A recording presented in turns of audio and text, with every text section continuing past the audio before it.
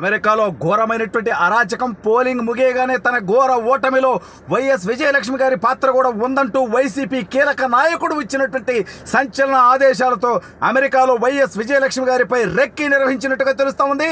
మరి ఇది జగన్మోహన్ రెడ్డికి తెలిసి జరిగిందా, జగన్మోహన్ రెడ్డి ఆమోదంతో జరిగిందా, విజయలక్ష్మి గారిని అంతమొందించేటువంటి ఆలోచన వైసీపీ వాళ్ళకి ఎందుకు వచ్చింది అనేది వీడియోలో వివరించబోయే ముందుగా ఇప్పటి వరకు మన ఛానల్ సబ్స్క్రైబ్ చేయని వాళ్ళు ఖచ్చితంగా సబ్స్క్రైబ్ చేయండి. ఇక విషయానికి వస్తే జగన్మోహన్ రెడ్డి తన రాజకీయ జీవితానికి అడ్డు వస్తే ఎవరినన్నా తొలగించుకుంటాడనేది మనందరికీ తెలుసు. అతనంత క్రూరుడు, అతనంత దుర్మార్గుడు, అతనంతటి అరాజకవాదం మనందరికీ తెలుసు.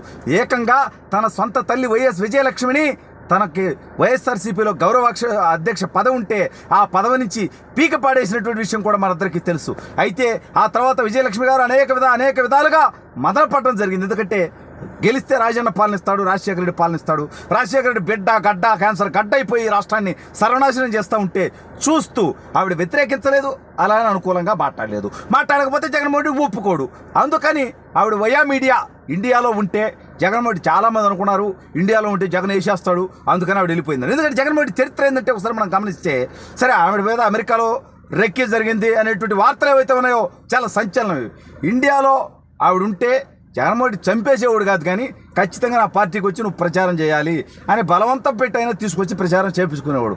అమ్మా నీ బిడ్డ జైలుకు పోతాడమ్మా నువ్వు ప్రచారం చేయకపోతే అనో భయపెట్టు, బెదిరించు, ఇంకోటి. కానీ ఈ ఇబ్బందులన్నీ లేకుండా ఆవిడ సేఫ్గా జగన్మోహన్ రెడ్డికి చెప్పకుండా, జగన్మోహన్ రెడ్డికి తెలియకుండా, సమాచారం లేకుండా ఆవిడ అమెరికా ఫ్లైట్ ఎక్కేసి అమెరికా పోయింది, సేఫ్ అయిపోయింది. అయితే అమెరికా పోయినప్పటికీ ఆవిడ ఒక వీడియో రిలీజ్ చేసింది. వైఎస్ షర్మిల రాజశేఖర రెడ్డి అసలైనటువంటి వారసురాలు, కడప ఎంపీగా షర్మిలని గెలిపించండి, వైసీపీ అభ్యర్థి అవినాష్ రెడ్డిని ఓడించండి అంటే కడప ఎంపీగా విడికేసినప్పుడు ఖచ్చితంగా ఎమ్మెల్యేగా కూడా పులివెందుల్లో కూడా వాళ్ళకి ఏవద్దని అర్థం.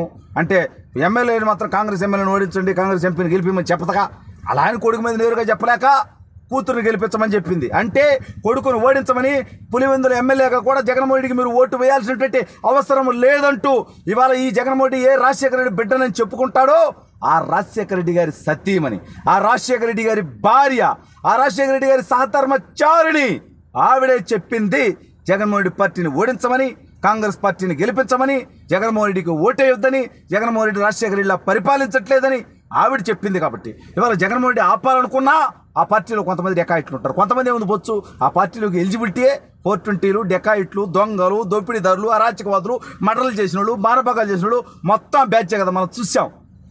అనంతబాబు అనేటువంటి ఒక ఎమ్మెల్సీ దళిత డ్రైవర్ని చంపి డోర్ డెలివరీ చేస్తే వాడి ఇంట్లో డైనింగ్ టేబుల్ మీద కూర్చోబెట్టుకొని జగన్మోహన్ రెడ్డి భోజనం పెడతాడు. అంటే అంతటి శాడిజం, సైకోయిజం జగన్మోహన్ రెడ్డి అనేటువంటి కృష్ణమైనటువంటి వ్యక్తికి ఉంటుంది. అదేవిధంగా బాబాయిని వాళ్ళ తమ్ముడు అవినాష్ రెడ్డి వేసేస్తే దానికి అవినాష్ రెడ్డి చిన్న పిల్లోడు అంటాడు. ఎవడు కదా చిన్న పిల్లోడు, చెప్పు తీసుకొని కొట్టేవాళ్ళు లేక అత్యంత పాశకంగా మీ బాబాయిని రాజశేఖర రెడ్డి సోదరుణ్ణి ఎంపీగా, ఎమ్మెల్యేగా, మంత్రిగా చేసినటువంటి వ్యక్తిని చంపేస్తే ఏందిరా చిన్నపిల్లడా, ఎవడు కదా చిన్నపిల్లడా, పనికి మనోడా ఈ పార్టీకి జైల్లో ఉండాల్సినాడు ఎట్లా చిన్నపిల్లడో, నీ బంధువు అయితే, నీ తమ్ముడు అయితే, నీ పార్టీ ఎంపీ అయితే, నీ కుటుంబంలోనే అతనికి తెలిస్తే నీ కొంపలో ఉంటే అతను చిన్నపిల్లడు అయిపోతాడా? ఎట్లా చిన్నపిల్లడు? మరి అతను చిన్నపిల్లడు అయితే మేము చిన్నపిల్లడు కదట, పనికి మనోడా నా మీద 10 కేసులు పెట్టించావు, కొట్టించావు, కరెంటు షాకులు పెట్టించావు, సిఐడితో అరెస్ట్ చేయించావు, ఎరా ఫోన్. మరి నేనేంద్రా అవినాష్ రెడ్డి కంటే 10 ఏళ్ళు వయసు శనివారా పనికి మనోడా జగన్మోహన్ రెడ్డి చెప్పరా? నీకు నీ తొత్తర కరెక్ట్గా జూన్ 4వ తేదీ తర్వాత అతనికి సహకరించినటువంటి వాళ్ళకి, అక్రమ కేసులు పెట్టినటువంటి బఫూన్లకి ఒక్కొక్కడికి చెప్తా ఉన్నారే 9 కేసులు పెట్టారు కదా. ఒక్క కేసు పెట్టినోడికి, పెట్టించినోడికి, దాన్ని వెనకున్నోడికి, ముందున్నోడికి, ఇన్వాల్వ్ అయినోడికి, పోలీసులకి, ప్రజలకి, ప్రభుత్వాధికారులకి, ప్రతి ఒక్కడికి ఎవరైతే అక్రమ కేసులు పెట్టారో, ఎవరైతే తప్పుడు పనులు చేశారో, ఎవరైతే తప్పుడు పనుల్లో భాగస్వాములు అయ్యారో మీ అందరి తొత్తర ఖచ్చితంగా తీర్చేటువంటి బాధ్యత నేను తీసుకుంటా.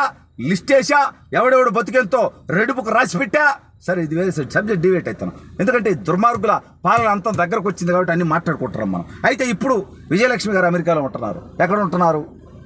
మనవరాడు దగ్గర ఉంటున్నారు. అయితే అక్కడ కొంతమంది వైసీపీ అల్లరమోకలు, ఇంకెవరు ఎడ్డి బ్యాచ్ ఆడికి పోయి ఆవిడ ఆడుంటుంది, ఏం తింటుంది, ఏ టైంలో బయటకు వెళ్తుంది, ఏ టైంలో ఇంటికి వస్తుంది అంటే ఈ సమాచారం జగన్మోహన్ రెడ్డికి ఇవ్వటం కోసం రెక్కి వేసారా, లేదంటే ఆవిడ మీద దాడి చేసేటువంటి ఉద్దేశం ఉందా?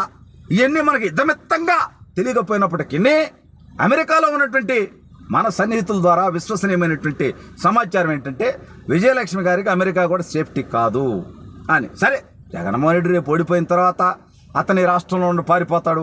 అయినా అతని క్రూరమైనటువంటి మెంటాలిటీ. ఎన్నికలు అయిపోయినాయి కదా, విజయలక్ష్మి గారు సేఫ్ అనుకోవటానికి లేదు.